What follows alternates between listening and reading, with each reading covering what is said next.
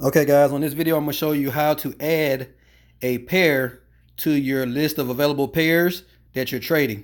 So first we're going to click on the menu button, then we're going to go to quotes. So after you go to quotes, as you guys can see, I have several pairs on my list of available pairs that I could trade. So up into the top you see a plus and a pencil. So if you click on the plus, that gives you the option to add symbols, and as you can see they're separated by different types of currency pairs. All right, so if I go into the exotics, we're going to see all the exotic pairs.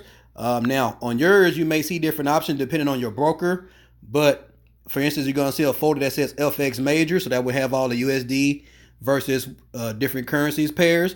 All right, then you're going to have the FX crosses, which is all of the non-USD pairs that are crossed to each other. So if you need to add a pair, all you do is go and find it in one of those folders, and once you find it, for instance if I want to add palladium, I will click on palladium right here at the bottom. And once I click it, you see it goes away because now it's added. And if I go back to my quote list and go all the way to the bottom, there you see XPT USD, which is palladium, at the very bottom. So that's how you add a pair to your watch list or to your quotes. Now, if you want to move things around, hit the little pencil. All right. As you can see, I get a different screen, right?